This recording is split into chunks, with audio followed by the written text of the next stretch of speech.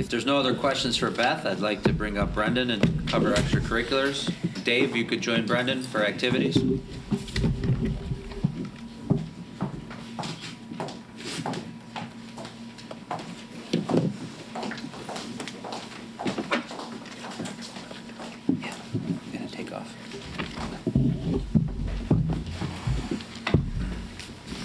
Good morning, everyone. Good morning.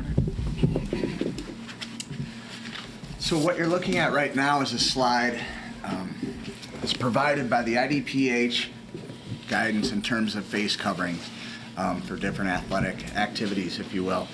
It's broken down into two groups. You have fully vaccinated and obviously not fully vaccinated. Fully vaccinated student athletes, coaches, staff will not have to wear a face covering whether their sport takes place indoors or outdoors. Those that are not fully vaccinated need to wear some type of face covering while they're participating indoors. Outdoors, they are not required to wear a face covering. Screening and testing for high-risk sports is recommended if a participant is not vaccinated. It covers sports such as boys lacrosse, wrestling, football. To my knowledge, that's pretty much the limit of high-risk sports. The next slide is just another diagram that just more clearly illustrates who falls into which category. And then lastly, in terms of the summer camp update for Riverside Brookfield, we began our summer camps on June 7th. They run through the end of July. We have approximately 33 camps and just north of 1,100 campers. So all the discussion and the talk about returning to normal, I think that's pretty encouraging because I think we were sitting on about a third of that number last year this time. IHSA calendar for next year, early indications suggest that we will be in a traditional year. They have not put that on their website yet. Typically they carry a 5-year calendar which will touch on when each season will begin and conclude. That is not visible yet, but everything I've heard out of Bloomington indicates that August 9th, the second Monday in August, will start the traditional fall sports. So with summer camps concluding for all school members on August 1st. Brendan, I know in that guidance from the IDPH, and that's somewhat of what we're following here because all of our a large majority of our summer programming is all athletic related. We're still asking kids to wear their masks to and from the car. When they report to camp. Yep. Right? I mean, they come in the building. The one thing that was unclear in the IDPH guidance is whether or not we're allowed. They have to, if they're required to show proof of vaccination, and I think that's what Dave and I are still waiting on. I think that's what all schools are waiting on. Like we're getting this.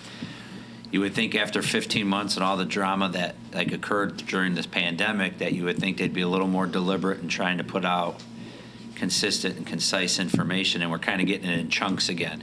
So I have 1,100 campers who are saying, well, if we're vaccinated, we don't have to wear masks, right? And then we have people that aren't vaccinated. We have people asking, well, do I need to wear it, not wear it? So these are kind of things we're still working on with the IDPH and some of our superintendent associations. Sure, and we know that's going to take time. Dave, there's a question.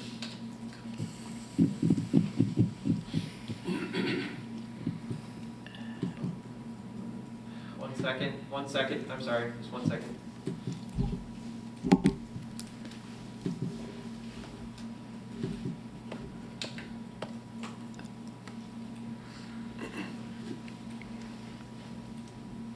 All right, good to go.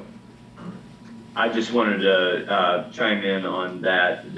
I'm not sure what kind of data we would be collecting, and obviously there's an outcome to the data as it's collected as to who's been vaccinated, who's wearing a mask, not wearing a mask, and what we run into with regard to FERPA and HIPAA laws and things like that. But ultimately, I'm hoping that there is an understanding that if when the data is collected or not, I guess the intent of it is to have the entire community recognize the safety that's being put in our extracurriculars, and so that we can get students back into those as quickly as possible. And so certainly sports is the one that's that we're seeing with the contact issues going in, but also understanding that the different levels of people's comfort in rejoining the clubs and activities that are beyond the sports realm will require a lot of trust as to who's wearing masks or who's been vaccinated and how that works. And so,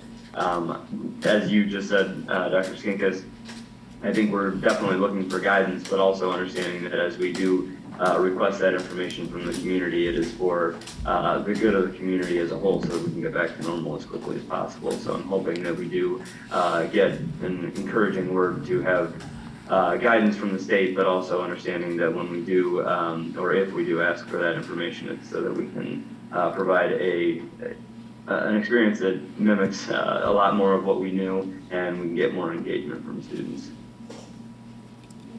Thank you. Dave, do you want to touch on activities? Sure, yeah, so a lot of stuff coming up here. To start it off, I should preface this, there's a lot of information today that's been sent in regards to, Kylie's office, to Beth, to Brendan, to mine, and we're gonna put out a transition guide for parents. It'll be posted on our website, and we'll send that out to them via email. That'll break a lot of this information down per department so that all families can read through that, talk with their student in regards to, what they can expect for next year in a concise format. And so be on the lookout for that, and we're working on that here shortly. In regards to activities, August 11th, we bumped it up, so it's gonna be 9 a.m., and we're putting this letter out soon by the end of this week to our freshman families. 9 a.m. to 10:30 at the stadium. We're gonna have all of our freshmen at once. It's gonna be great to have everybody back together at once in the stadium. We're gonna kick it off the new school year here with an orientation. There's going to be an activity fair following the orientation from 10:30 to 11:30 in the main gym. Just a chance for our freshmen to be with other students, and this is guided through our student association only. So student-driven orientation, student-guided, just really to get an experience for our new freshmen coming into the building, get acclimated to what they can expect for next year. We're also working on an all-family welcome back night. We realize that some of our students, if you are a freshman last year, maybe you haven't been in our building. We want to give an opportunity for all of our families to come in, walk the building, get used to their schedule, and this is aside from the open house. So I have a Q&A session with the admin and really just an open campus to walk schedules. Activity, interest, and involvement is so critical for next year. Unplugging our students and re-engaging them in in-person activities is so vital to, I think, just good mental health and engagement as a student and their growth and development as a person. So our activity website has over 40 clubs and activity offerings.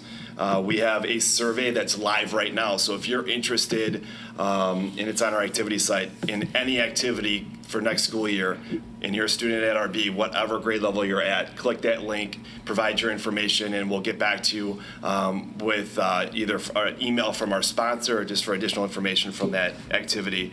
And then the activity link, calendar link, last year we went to an all-building calendar, so our sponsors will put that information in, and then students can click that link and then view what activities are on which day. We'll also have this pretty visual in our cafeteria and then in our main entryways, as I discussed earlier today. And then also we're going to be really creative with just doing highlights of programs that we have here for students to see. And again, it goes back to just the engagement and promoting activities, and involvement for our students. So if you are looking for something to do, we have it here, and hopefully that our students and families realize the importance of them their students getting engaged. Ms. Oruska, you have a question?